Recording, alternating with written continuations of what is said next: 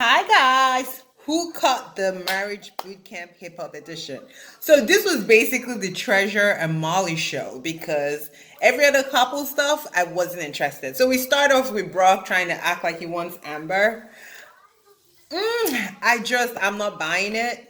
They seem like a fake couple. Even when they had the intimacy exercise, and she was just like, yeah, because you came out as bisexual, like, I can't be with you. So while we're wasting our time in this, that was years ago. So have you guys been off and on since then? Have you been beefing him since then? Because even when he was trying to touch her, it looked like she was like disgusted, like purely disgusted, which is confusing. I don't know if he was putting on a show so that they look more authentic, but their whole storyline is just like blah. Then let me talk about Mooney and Tough because they were sitting at the dining table and basically they asked Mooney like, how do you feel about the process? And she's like, I don't know. So she brings up the fact that he never acknowledged his part in the cheating thing and that she just feels like he never really apologized honestly. Then we find out this happened when Tough was like 25, which is about 13 years ago. So then he gives like to me a half-assed thing like I should have given you a chance to decide. Basically, was what he said. I'm like, so for 13 years you haven't heard this. Then he brings up that his dad was basically a sole provider and he had two families and same thing with his granddad. But I'm like that's what he's emulating. But episodes ago you talked about how basically you came to Monie because you wanted money to help your career. So you're not a provider. So you cannot emulate what you're not even doing. So I was like, the whole story is stupid. Her accepting it, going to the room to do hallelujahs and stuff like that. I was like, girl, bye. Like this is too fake for me. I can't. And I like Monie Love because she used to show up on Dish Nation. I liked her from there. But I'm like, this is the face of insecurity. Like women, this is it. Because if this story is real and she's accepting this nonsense, I'm like, what is wrong with you? Where did your life go wrong? Because this is ridiculous. And she's like, yeah, all these years, he never said that this is all I wanted. We could go home now. I'm like, looking at Tough, Tough looks like he tolerates her because she pays his bills. And he's still hoping to have a rap career at almost 40. And I'm like, I'm not saying it's too late, but bruh, I looked at your page and I ain't see nothing that was gonna pop off. So keep it moving. So same thing at this and they talk about intimacy. Let me just deal with them and kind of clean them off. So they talk about intimacy and basically she was just like ready to go and Tough was saying how he wants more oral pleasure and stuff like that. And she's like, well, I feel like I'm not the only one doing it. I'm like, well, if he's sticking his thing in you and you feel like you're not the only one receiving it, is that not the same thing? So you would have traditional sex with him, but you wouldn't have oral sex with him. Like, make it make sense. Their story is so inauthentic. I think they're being fake, and I just want it all to just go away.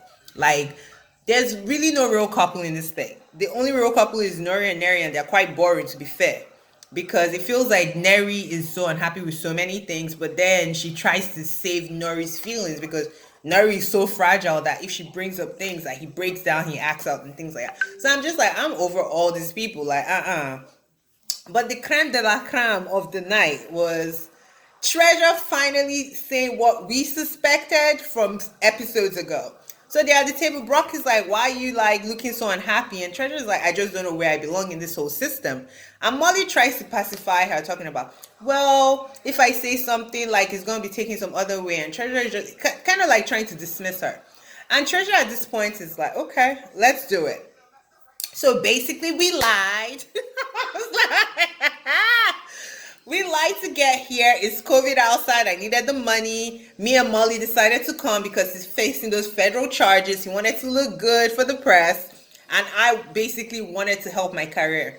But she's like, since I've been here, like, he's just treating me so bad. Then she talks about how they had only one sexual encounter when they were in quarantine and that he had to give her a Molly pill and he had to take a Molly pill for it to happen. And she felt like that was tapping into her insecurities because maybe she felt undesirable. And I'm just like, these people are just talking about doing drugs. But the thing that hit me was that she claims that she felt forced. And Dr. Ish and them are kind of like, so what do you want? You want us to separate you? I'm like, that seems like a crime if it is true. That's why all these reality people, I feel like they kind of blur the lines between reality and and fiction. So it was kind of like, so they're going off, how do you feel? Do you feel safe? What do you want us to do? They're pacifying her because obviously nobody wants a lawsuit at this point. So she's like, I just want to go home. I want to see my mom. Treasure looks very lost. Even when she was on Love and Hip Hop, she still looked like a girl that didn't know who she was. She said she was sleeping with married men. It felt like Jock was kind of using her, even though she was interning for Jock. So I feel like she's someone that has been sexually abused throughout the years. Even as an adult, that could still happen to you. And she's just lost. She gives me, I'm lost. I don't know what I'm doing. And maybe there's some alcohol and drug related issues too in that background.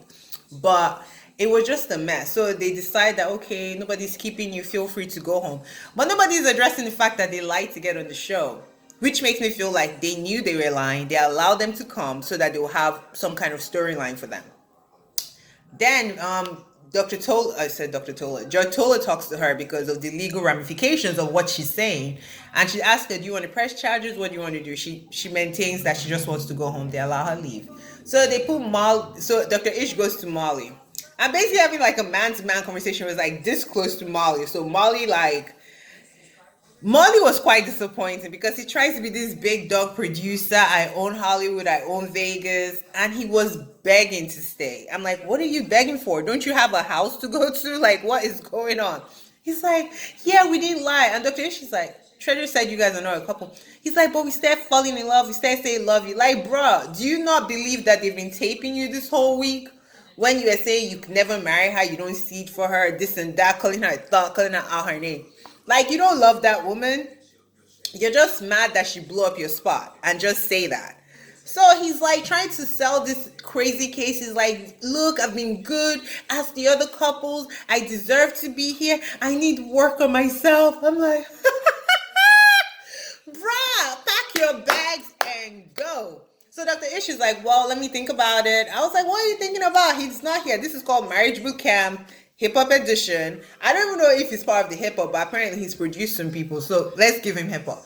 But he didn't have nobody to be with. He was lying. He's being accused of crimes.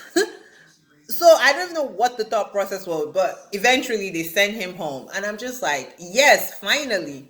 So the episode, I don't even know what's going to go next week. The other couples, this whole episode was basically about Molly and Treasure. The other couples kind of had a feature. I'm so disappointed in Monie Love. Like, she's the face of insecurity and I'm just over it. But all in all, it was a pretty decent episode. I'll give it an A minus for sure. We'll see what they bring next week since every cookie is kind of like crumbling. Brock and Amber too are fake. So hopefully they find them out as well. All right, guys, like, subscribe, comment. Let me know what you want to see. Bye.